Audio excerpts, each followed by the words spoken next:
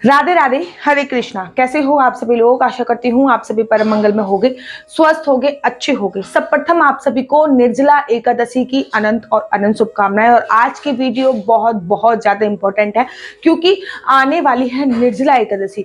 किसी भी चीज के आने से पहले उसकी तैयारी की जाती है। ठीक इसी प्रकार से जब निर्जला एकादशी आने वाली है तो सबसे पहले निर्जला एकादशी से पहले उसकी तैयारी कैसे करें, अर्थात अपनी बॉडी को, अपने शरीर को निर्जला एकादशी करने के लिए कैसे प्रिपेयर करें। आज की वीडियो इसी पे आधारित है। देखिए 31 मई की निर्जला एकादशी है 2023 में। इस बार 31 मई की निर्जला एकादशी है और जो व्रत का पारायण का समय होगा वो होगा 1 जून को। तो जैसे कि नाम से प्रतीत हो रहा है निर्जला, अर्थात आपको जल का सेवन नहीं करना, पूरे दिन निर्जला रहना है। अच्छा, निर्जला एकादशी भी 4 प्रकार से रखी जाती है, वो मैं आपको दूसरी वीडियो में बताऊंगी कि निर्जला एकादशी 4 प्रकार से कैसी रखी जाती है। साल की सबसे बड़ी एकादशी है। इसको पांडव एकादशी या फिर भीमसेनी एकादशी के नाम से भी संबोधित किया जाता है क्योंकि इस एकादशी का जो व्रत था वो भीम ने भी किया था। आप लोगों को पता है कि पांडव, माता कुंती, द्रौपदी सभी लोग एकादशी का व्रत करते थे। जब सभी एकादशी का व्रत करते थे तो भीम को देख के बड़ा दुख होता था कि भैया सभी एकादशी का व्रत करते हैं लेकिन मुझसे एकादशी का व्रत होता नहीं है। एक बार भगवान श्री कृष्ण जी एकादशी के व्रत की महिमा बताए थे। तब उन्होंने बताया कि जो एकादशी के व्रत करते हैं, सारे पांडवों को एकादशी के व्रत की महिमा बताए थे। तब उन्होंने बताया कि जो लोग एकादशी का व्रत करते हैं उनको नीचे के जो 7 लोग होते हैं उनमें नहीं जाना पड़ता, वो ऊपर के ही 7 लोग में जाते हैं। तब भीम घबरा गया, कह रहा प्रभु मैंने तो आज तक एक भी एकादशी का व्रत नहीं रखा। मेरे पेट में तो एक ऐसी अग्नि है, अगर मैं कुछ भी खाना ना खाऊं तो वो मेरे शरीर को ही खाना प्रारंभ कर देगी। अब तो भीम डर के मारे कांप रहे थे। तभी देखा कि वहां से व्यास जी चल के आ रहे हैं और जब व्यास जी वहां पे चल के आ रहे हैं सभी ने व्यास जी को प्रणाम किया। व्यास जी से पूछा, व्यास जी ने पूछा कि क्या चर्चा चल रही है। तो श्री कृष्ण जी ने बताया कि यहाँ पे एकादशी की चर्चा चल रही है लेकिन भीम की एक समस्या है। अब हम चाहते हैं कि इस समस्या का जो सोल्यूशन है वो आप ही निकालिए। तो व्यास जी ने जब भीम से पूछा तो भीम ने अपनी सारी समस्या बताई। तो व्यास जी ने कहा कि हे भीम, इस एकादशी पर आने वाली है जेठ मास की निर्जला एकादशी। अगर इस एकादशी का व्रत तुम निराहार रहकर, निर्जला रहकर कर लेते हो तो तुमको आने वाली 24 एकादशी का फल प्राप्त हो जाएगा। और भीम, अगर तुमने ये एकादशी का व्रत कर लिया तो ये एकादशी तुम्हारे नाम से भी पड़ जाएगी, अर्थात ये एकादशी भीमसेन नाम की पड़ जाएगी। भीम ने कहा ठीक है प्रभु, मैं एक दिन तो मैं भूखा प्यासा रह सकता हूँ। पूरे जो राज्य था हस्तिनापुर उसमें ढोल बज गया और भीम ने व्रत रखा है, भीम ने व्रत रखा है, भीम ने व्रत रखा है। क्योंकि भीम तो ऐसे पांडव थे भीम कि वो 2 घंटे भी भूखे नहीं रह सकते थे, तो उन्होंने निर्जला व्रत रखा, इसलिए इसका एक नाम भीमसेनी एकादशी भी पड़ गया। अब मैं आप लोगों को बताती हूं कि इस एकादशी में आपको एकादशी से पहले एकादशी की प्रिपरेशन की बहुत ज्यादा आवश्यकता होती है। एक बार सारे बंदरों ने ये सोचा कि मनुष्य निर्जला एकादशी का व्रत रखते हैं, उसके बाद वो स्वर्ग लोक को, वैकुंठ लोक को प्राप्त हो जाते हैं, श्री हरि के दूत उनको लेने के लिए आते हैं, क्यों ना हम लोग भी व्रत रखें। सारे बंदरों इकट्ठे हो गए, मीटिंग हुई कि भैया कल निर्जला एकादशी है, हम लोग निर्जला एकादशी का व्रत रखेंगे। सारे बंदरों ने निर्जला एकादशी का व्रत रख लिया। उनमें से एक बंदर ने बोला, मुझे पता है, मैंने सुना है कि निर्जला एकादशी का व्रत रखने के बाद इतनी कमजोरी आ जाती है, इतनी कमजोरी आ जाती है कि हम लोग पेड़ पर नहीं चढ़ पाएंगे। सारे बंदर सोच रहे, अच्छा इतनी कमजोरी आ जाती है तो चलो सब पेड़ पे चढ़ जाते हैं, पेड़ पे चढ़ के बैठ जाते हैं और फिर व्रत रखेंगे। सब पेड़ पे चढ़ के बैठ गए, व्रत रख रहे। फिर एक बंदर ने बोला, मैंने सुना है एकादशी का व्रत रखने के बाद, निर्जला एकादशी का व्रत, इतनी कमजोरी आ जाती है, इतनी कमजोरी आ जाती है कि जिस टहनी पे फल लगे हैं ना, हम उस टहनी तक नहीं पहुंच पाएंगे। अब जब उन्होंने सुना कि जिस टहनी पे फल लगे हैं उस टहनी तक नहीं पहुंच पाएंगे, सारे बंदर उस टहनी पे चले गए जिस पे फल लगे हुए थे, वहां पे जाके बैठ गए। अब एक बंदर ने बोला, मैंने सुना है कि एकादशी का व्रत रखने के बाद इतनी कमजोरी आ जाती है, इतनी कमजोरी आ जाती है कि हमारा हाथ फल तोड़ने तक उठा नहीं पाएंगे, फल मतलब हमारा हाथ नहीं जा पाएगा फल तोड़ने तक। तो सबने कहा चलो ठीक है, व्रत तो है हमारा, फल तोड़ के अपने पास रख लेते हैं, जैसे ही व्रत खुलेगा वैसे ही फल खा लेंगे। तो सभी बंदरों ने फल को तोड़ लिया। फिर एक ने कहा कि मैंने सुना है निर्जला एकादशी का व्रत रखने से इतनी कमजोरी आ जाती है, इतनी कमजोरी आ जाती है कि हम अपना हाथ ऐसे तक भी नहीं कर पाएंगे।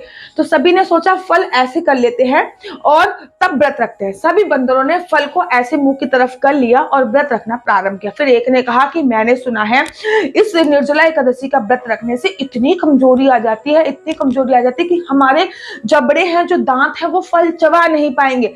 और यही कहते कहते बंदर फल खा गए और सभी के एकादशी का जो व्रत था वो खंडित हो गया, वो टूट गया। तो आप लोग भी बहुत सारी बातें सुनते होंगे।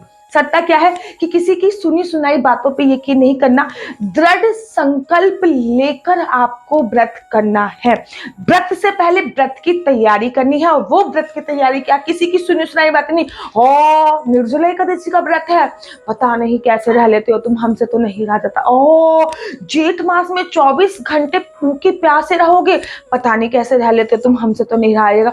तो किसी की सुनी सुनाई बातों पे यकीन नहीं करना है। सबसे पहले तो खुद पे संकल्प लेना है कि मैं निर्जला एकादशी का व्रत करूंगी या फिर करूंगा। पूर्ण संकल्प आपका खुद पे होना चाहिए। दूसरी बात और बहुत इंपॉर्टेंट, निर्जला एकादशी से पहले अपनी बॉडी को प्रिपेयर करना है निर्जला एकादशी का व्रत रखने के लिए। इसके लिए 2-3 दिन पहले से ही लिक्विड फॉर्म वाली चीजें ज्यादा लीजिए।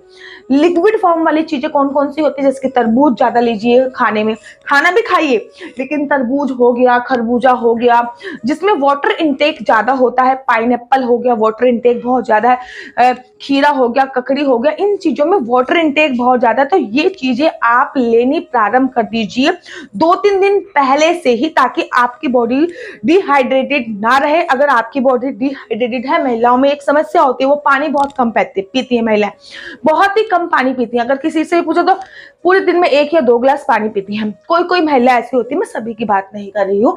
तो आपको वाटर इनटेक वाले फूड जो है वो खाना जल्दी प्रारंभ कर देना है। अब निर्जला एकादशी के 1 दिन पहले लोग कहते हैं अरे अगले दिन तो एकादशी है, बहुत ज्यादा खाना खा लेते हैं।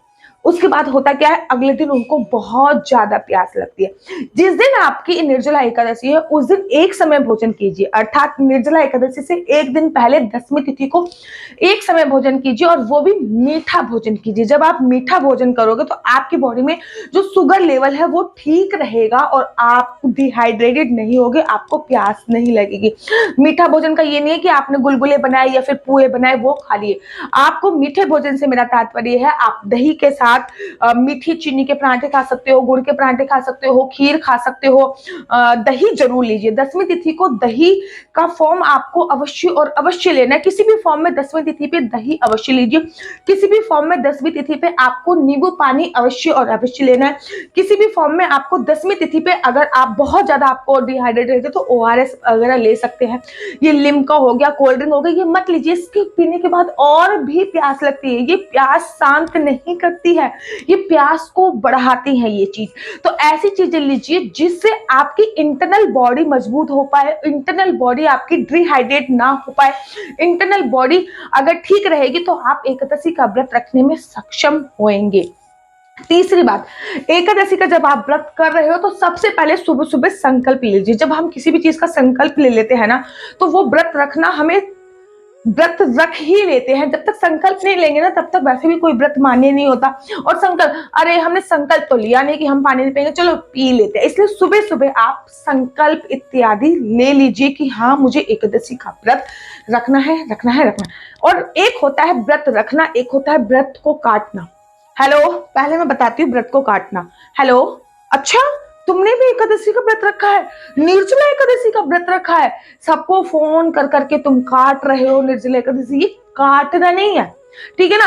अरे उसका व्रत टूट गया, ओ पता नहीं मेरा क्या होगा। ये होता है व्रत को काटना। या आप सो रहे हो, फेसबुक चला रहे हो, ट्विटर चला रहे हो, इंस्टाग्राम चला रहे हो, लॉट्स ऑफ चीजें चला रहे हो, ये होता है व्रत को काटना। एक व्रत रखना क्या होता है, व्रत को रखना होता है अपने आप को पूर्णतः भगवान को समर्पित कर देना। समर्पित कैसे कर देना, आप लोगों को वो प्रसंग तो याद होगा, द्रौपदी का जब चीरहरण हो रहा था तो द्रौपदी ने भगवान को एकदम से नहीं बुलाया, अपने आप को पूरी तरीके से समर्पित नहीं किया। द्रौपदी का जब चीरहरण हो रहा था तो द्रौपदी ने बोला कि भरी सभा में भीष्म पितामह है, हस्तिनापुर नरेश है, वो मेरे पिता तुल्य है। अरे गुरु द्रोणाचार्य है, वो मेरा चीरहरण कैसे होने देंगे, वो मेरे पिता तुल्य है। जब उन्होंने द्रौपदी ने उन सबको बुलाया तो सबकी आंखें नीचे आई। नीची हो गई तो द्रौपदी ने तब भी भगवान पे पूर्ण समर्पण नहीं किया। और फिर द्रौपदी ने कहा कि मेरे पांच पति हैं, तो अपने पांचों पतियों की तरफ देखा, जब उनकी आंखें नीची होगी तब भी भगवान पे पूर्ण समर्पण नहीं दिया। द्रौपदी ने कहा अरे मैं क्षत्रिय कुल की नारी हूं, क्षत्रिय हूं, मेरी भुजाओं में इतना प्रबल बल है, अपनी साड़ी को भुजाओं से पकड़ लिया। जब देखा कि भुजाएं भी असमर्थ हो गई हैं, तब जाके उसने अपनी साड़ी को छोड़ के दोनों हाथ ऊपर उठा के पूरी तरीके से भगवान को अपने आप समर्पित कर दिया है। और जब भगवान को पूरी तरीके से समर्पित कर दिया तो भगवान साड़ी का रूप धारण करके आ गए हैं और पूरी सभा में हो गई है कि साड़ी भी चुनारी है या साड़ी भी चसारी है। फिर तो आपको पता ही था कि क्या हुआ। तो एकादशी वाले दिन आप पूरी तरीके से अपने आप को भगवान को समर्पित करो, भगवान के नाम का गुणगान करो। 16 माला करते हो तो उस दिन 48 माला करो, 3 गुना ज्यादा करो।